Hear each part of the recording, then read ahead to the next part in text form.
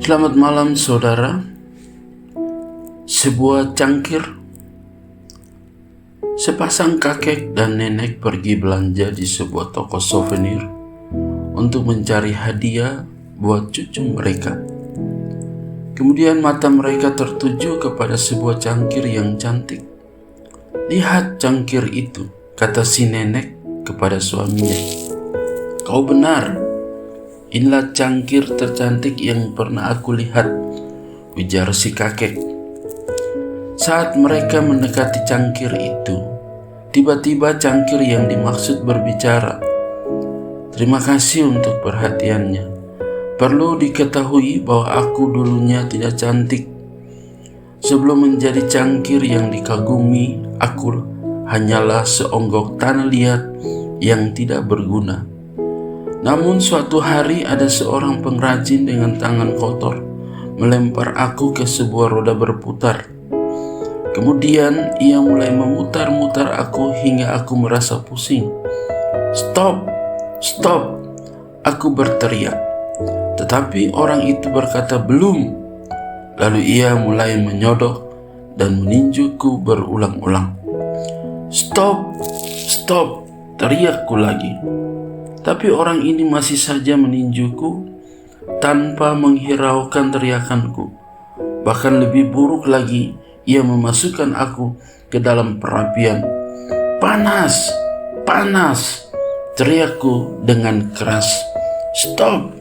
Cukup!" teriakku lagi. Tapi orang ini berkata, "Belum." Akhirnya ia mengangkat aku dari perapian itu dan membiarkan aku sampai dingin. Aku pikir selesailah penderitaanku. Oh, ternyata belum. Setelah dingin, aku diberikan kepada seorang wanita muda dan ia mulai mewarnai aku. Asapnya begitu memualkan. "Stop! Stop!" aku berteriak. Wanita itu berkata, "Belum." Lalu ia memberikan aku kepada seorang pria dan ia memasukkan aku lagi ke perapian yang lebih panas dari sebelumnya. "Tolong, hentikan penyiksaan ini." Sambil menangis aku berteriak sekuat-kuatnya. Tapi orang ini tidak peduli dengan teriakanku. Ia terus membakarku. Setelah puas menyiksaku, kini aku dibiarkan dingin. Setelah benar-benar dingin, seorang wanita cantik mengangkatku dan menempatkan aku dekat kaca. Aku melihat diriku. Aku terkejut sekali. Aku hampir tidak percaya, karena di hadapanku berdiri sebuah cangkir yang begitu cantik. Semua kesakitan dan penderitaanku yang lalu menjadi sirna tatkala kulihat diriku. Pesan singkat. Cerita di atas mengingatkan kita kembali kepada proses Allah dalam kehidupan setiap orang yang ingin dipakainya.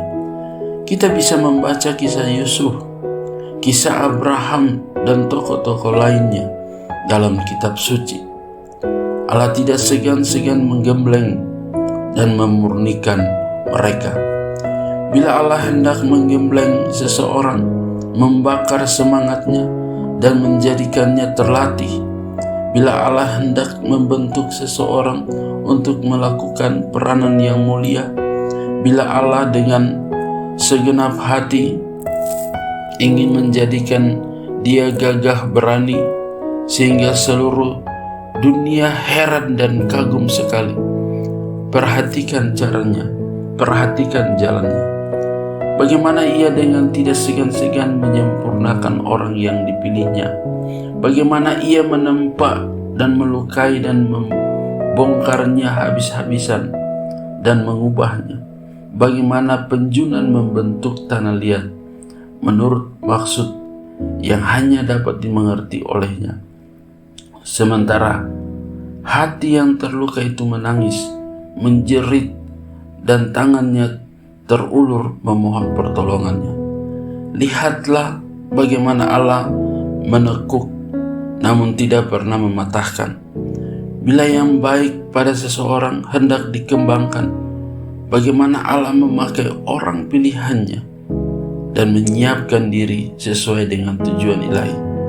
Setiap perbuatan Allah memperlengkapi dia agar dapat memancarkan kemuliaannya. Tuhan tahu benar apa yang diperbuatnya. Saya Pendeta Hendro Soljatem dalam Senandika Gembala.